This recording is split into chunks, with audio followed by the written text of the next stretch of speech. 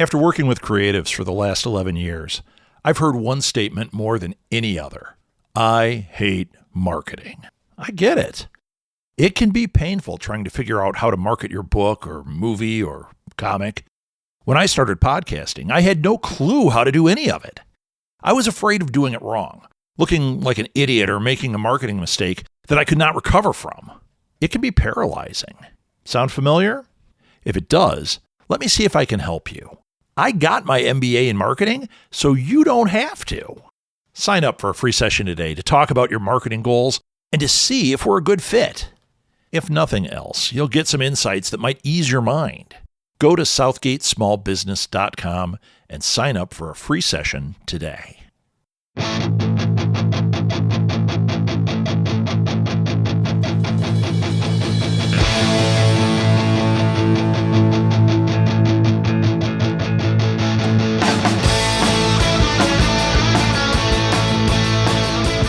Welcome to Alley Chats. I'm your host, Rob Southgate.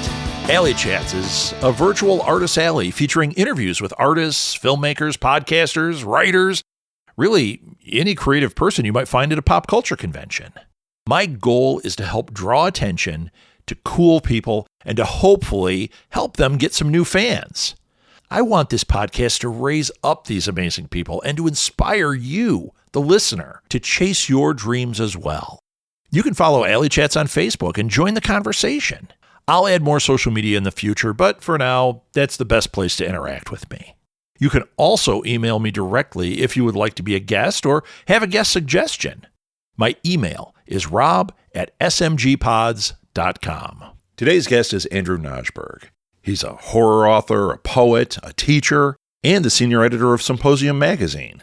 And he's a guest at the Books and Brews event coming up this August 3rd in Evanston, Illinois. There's a link in the show notes if you want to check it out. Anyway, here's Andrew. Andrew, I am really excited to talk to you today. As you know, because we've already been talking, Andrew is another author that's going to be at Books and Brews at the Double Clutch Brewing Company in Evanston, Illinois on August 3rd. I should say the year too, because this is evergreen, 2024. But it's Books and Brews. It's going to be a great event. There's like 50 authors there, and Andrew is one of them. Andrew, thank you for coming on. I'll put all the information in the show notes so it makes it easy for people. We don't have to say it 100 times. I'll do that with your social media as well, so we don't have to spend an hour on that. Let's just get into the meat of it. Andrew, tell people who you are. Give them a little backstory about you.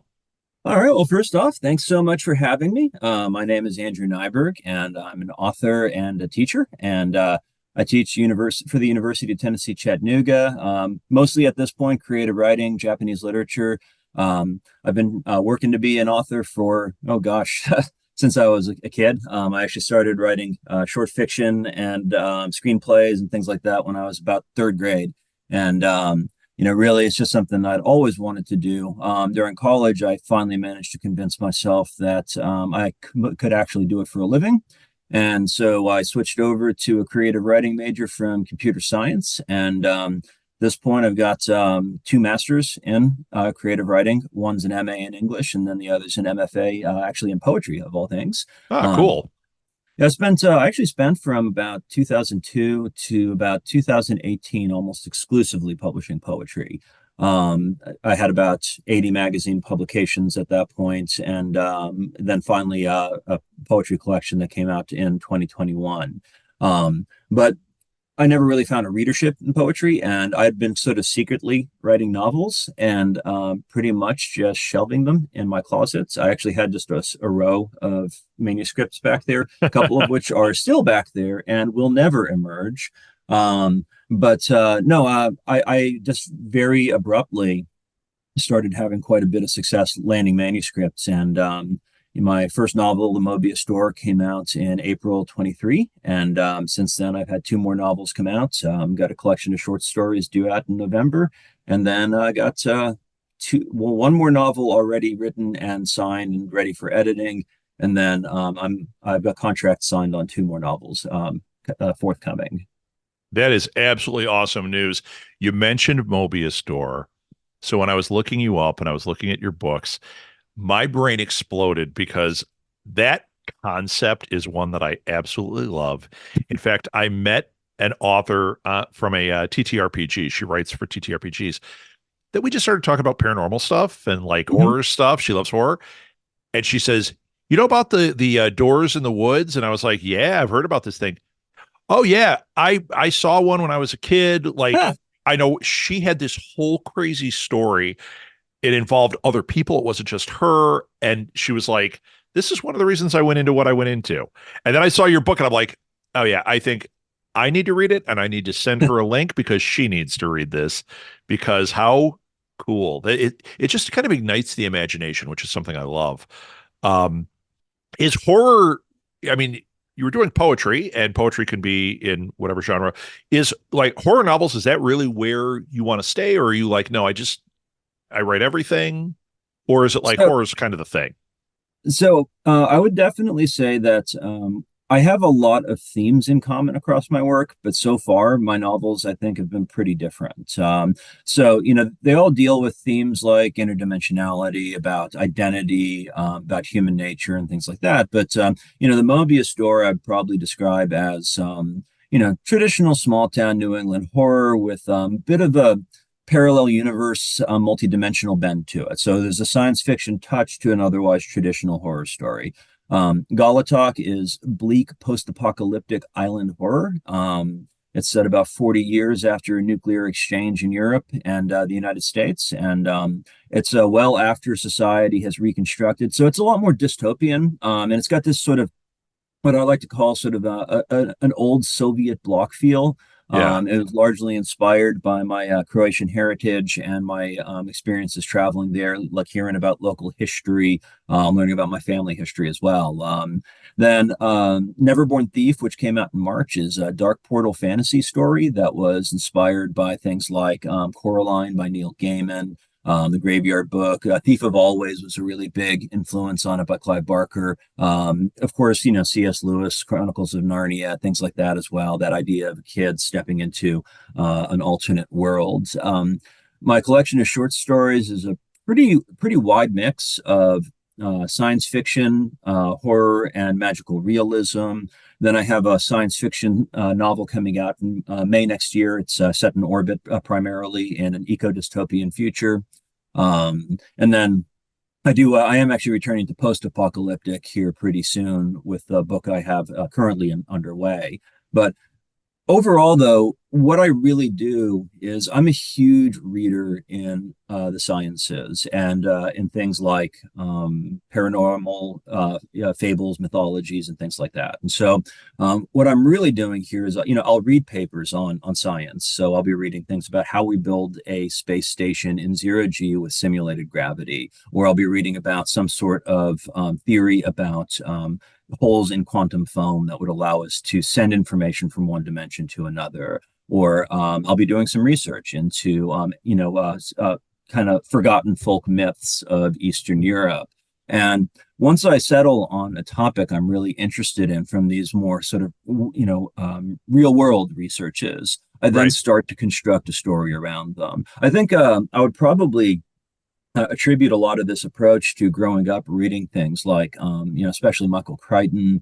Later on, getting interested in Douglas and Preston and Child, I should say. There's really that combination of thriller with an informational base underneath them. So, Galatok, for example, was just an excuse for me to talk about some of Eastern Europe's historical buried atrocities, as well as some theories on non-carbon based life forms and things like that, and just sort of merge them into a single narrative form that would hopefully engage readers through the experience of learning just enough about these things to maybe do a bit more research on their own.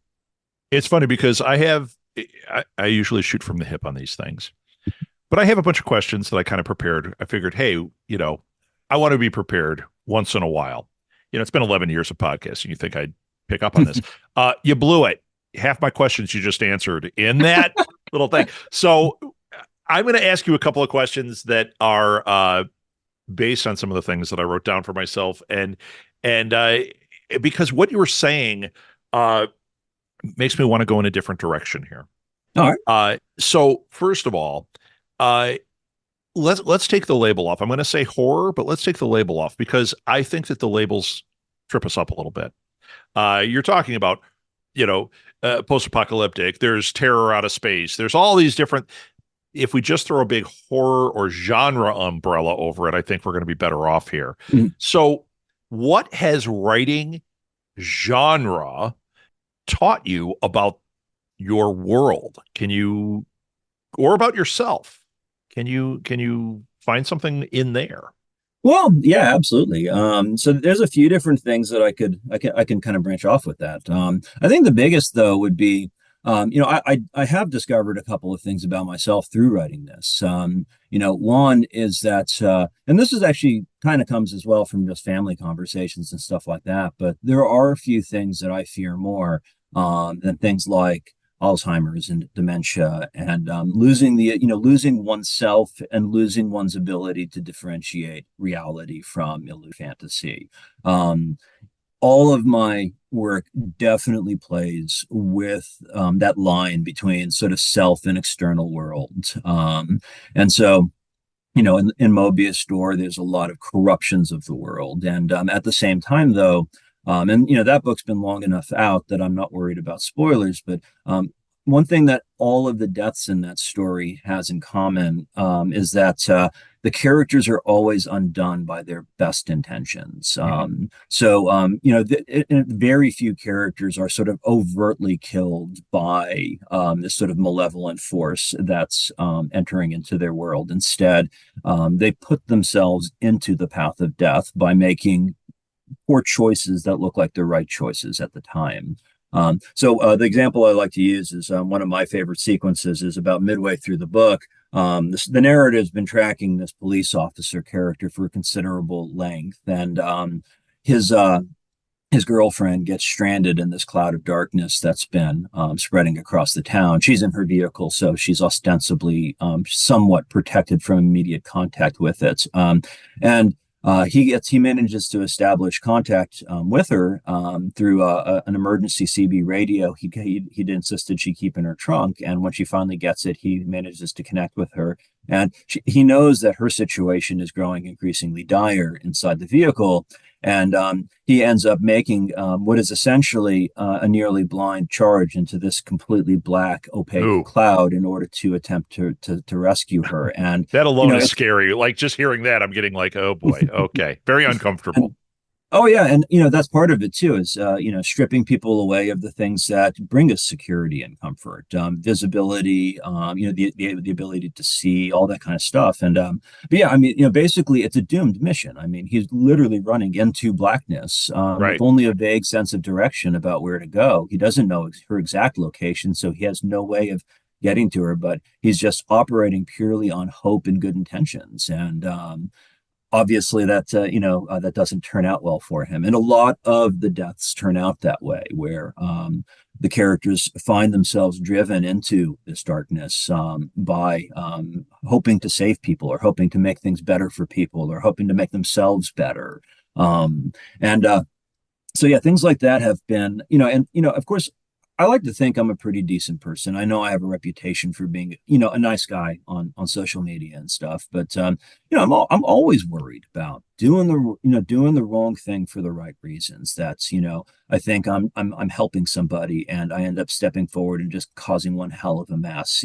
I have kids, and I mean, what bigger fear is there when you're raising children, when you're earnestly trying to raise them in a way you think is good, trying to hope to make them into good people. And I mean, for all you know, maybe you're making the decision that cause, or that maybe you're the influence that will ultimately cause them to ruin their own life for reasons that you can't yet predict. Yeah, the butterfly of the parent butterfly effect. Oh, Absolutely. Yeah. And so, yeah, a lot of these questions come up throughout my work. And similarly, I have also noticed that I do have a real interest in writing child protagonists as well. hmm. At this point, including my work in progress, three of the novels are focused on child characters, with two books focused on adult characters. So, right now, for example, the book I'm writing is focuses on a 12-year-old and an 8-year-old girl who are locked in a bunker underneath their parents' house for reasons that they don't know. And their I'm parents, sure they're good, legitimate reasons. Come on. Good, good and parents. but the kids have no idea why it's happened. All Right. they know is that there appears to have been some sort of cataclysm. But ultimately, the narrative is about exploring their relationship with each other and Yeah. how they're trying to help each other survive through a horrific ordeal. And I did grow up with I grew up with the sister. She's absolutely fabulous, and we've had our ups and downs as siblings, of course. But I think we've, especially growing up, we had a great relationship, and we've got a really good relationship now. But I know that that's something that's also fueled a lot of my writing is, thinking back, we grew up in a very tense household. And so, I do spend a lot of time working with characters that have navigated difficult or challenging home environments and catastrophes, etc. Sure, sure. Want more shows like this? We've got a lot more on the Southgate Media Group Patreon page. Some free, some paid. Plus, there's exclusive content for subscribers only. Follow the link in the show notes or look up Southgate Media Group on Patreon and check out the cool stuff we're doing over there. You won't be sorry.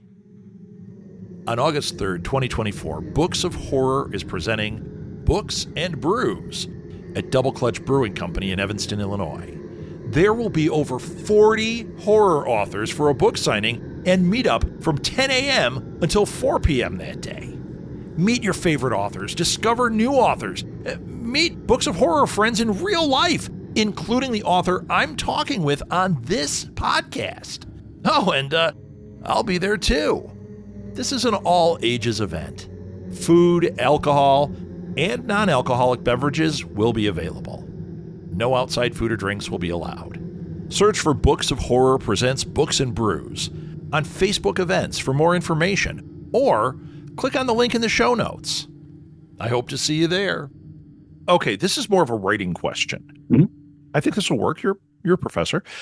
What qualities, forget genre, what qualities do you think make a good short story? Oh, that's a fun one. So I do love writing short fiction, and I love teaching it as well. And so a couple of things that are actually pretty simple at the core of it for me, at least what I like to write and read. One, I do really like a character that has a clear central drive. If I feel like the protagonist in a novel, you have the time to kind of get to feel to get the feel of the nuance and the complexities of a character's psyche. You can explore them in a kind of psychological depth that short stories struggle to present on the same level. So I do tend to find the ability to connect to a narrator or protagonist in a short story is greatly enhanced by a fairly clear and recognizable desire. Now, it doesn't have to be anything complicated. They don't need to be avenging their father's death or something like that.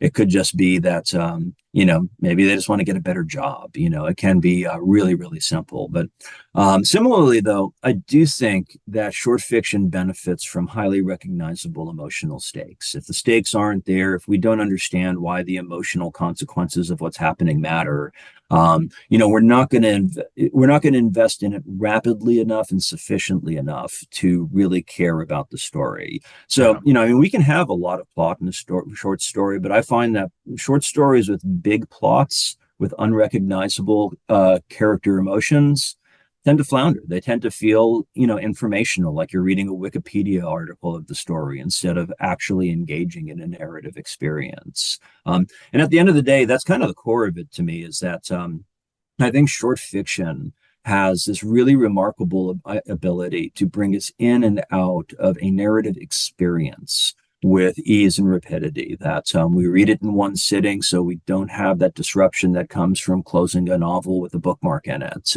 Instead, we tend to experience the whole story at once and to process Right. it immediately.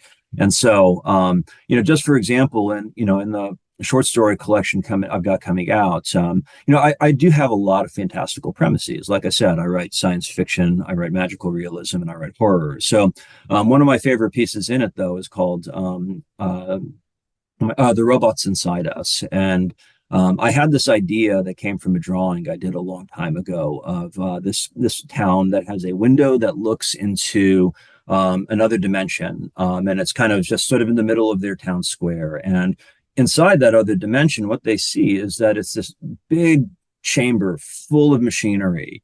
And there's this robot moving throughout it, repairing the machinery and itself as it goes. And its motives are inscrutable. You don't know what it's trying to repair or why. You don't know if there's consequences, whether or not this if it fails in its task. You don't know if it's aware or if it's just a pure program. And so I had this backdrop or this idea that I wanted to explore because I think there's intellectually some interesting ramifications or questions we can ask about it. But that being said, I also didn't think that that was really a story. It's a premise. And, sure, it leads to some events. It has its own progression, but at the same time, no reader can emotionally invest themselves in what's happening on that side of the window. So I decided that I needed a lens through which to present it. And so I invented a narrative of a mother and her daughter walking home through the square, kind of casually stopping to check out what's going on there. And they decide to have a picnic. And the reason they're kind of lingering, though, is the mother is trying to decide how to tell her daughter that she has terminal cancer. And so the real narrative that's going on here is a mother-daughter story where the mother has to confront her daughter with some of the darker and more terrible truths of life. And in the process, I can bounce that off this premise. And so, you have the self-repairing robot. And so that immediately starts to bring some potential ramifications or metaphorical readings concerning, the human body and the immune system. It's constantly repairing what's around it. And she's trying to preserve her relationship with her child. And so by presenting this fantastical premise and then asking, what does that mean in the context of a really simple, basic human narrative? I then found myself able to create what I felt was a compelling short story. And it did pretty well. It ended up in a really, really, a magazine I love, at least, called Utopia Science Fiction. And it was selected for their 5-year best of anthology. And Cool. it's one of those that when people ask me of, what I think is representative of what I want to do in my short fiction, I kind of hold that one up. But yeah, if I had to, that's probably the best answer I think I can give to that question. I think it was a hell of an answer. Well done.